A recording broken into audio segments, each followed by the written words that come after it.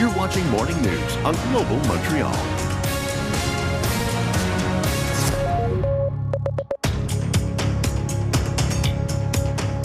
Welcome back, Montreal. We are joined here by municipal politics analyst Karim Boulos. Thanks for being here today.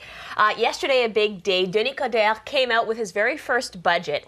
Taxes are going up. Can you explain to us a little bit about why this specific budget, though, was so important? Well, I think it's his first one out of the gate. It sets the tone for his four-year administration. I think it's going to be it was an indicator of him keeping his promises and being the strong manager that he said he was going to be. But did he keep his promise?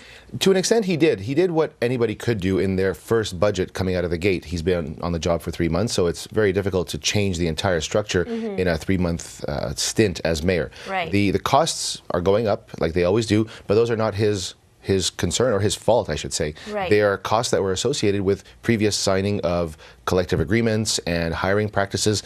We're bound as a city to pay these employees and their pension funds for the remainder of their careers. You know, during the municipal election campaign, he said he would only raise taxes to the rate of inflation, which he did, but he did it slightly higher than the rate of inflation.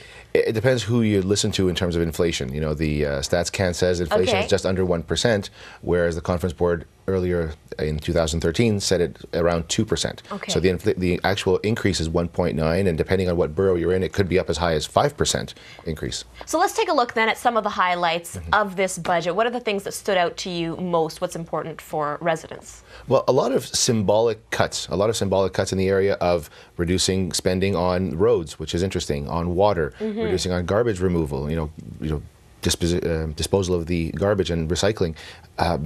Increase slightly in salaries again, but we're bound to it. You know, there's 12% of the entire budget goes just to paying off the pension component of the contribution that the city makes. And that's how Coderre justified the fact that salaries and benefits makes up more than half of the city budget.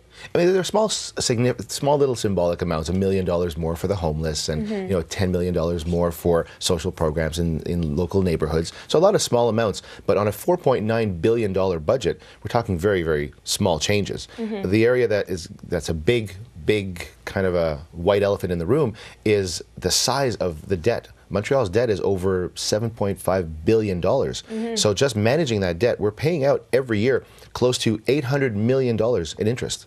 Just interest in debt, refinancing. So that's a lot of money out of the $4.9 billion.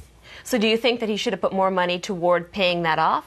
It's hard to say, because if you do put more money to that, you have to cut even more money from services to citizens. So I think he did what he had to do. He had to just put together something that saved a little bit of money. Symbolically, he kept costs in check. I think the big challenge going forward for next year's budget is the size of government. He's got to get rid of some of the higher level, massive salaries and their associated pensions. And that's my next question, is that in this budget, we didn't see him announcing that he's going to be making any cuts to staff. No. But you think that's coming pretty soon? I think it has to. If he hired Mr. Cote to be his analyst and strategic consultant, one of the big problems plaguing Montreal right now is the size of government and the size of administration. And 30,000 employees. 30,000 employees, and they say it's pretty heavy in terms of staffing at the management level. That's right. Heavy at management level, but also heavy in just what we consider that middle management band. There's a lot of people doing very similar work. Right, so that's one way that they're going to try to save money.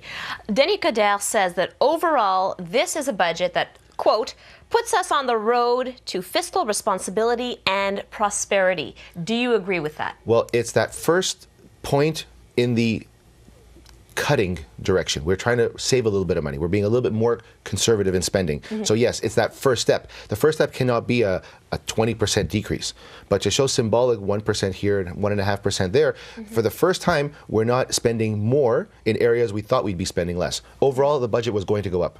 It's been ballooning by 3.5% every year. This is the first time that it only goes up by about 1%. So it's a step in the right direction. Karim Boulos, thank you very much for helping us break that down. Thank you.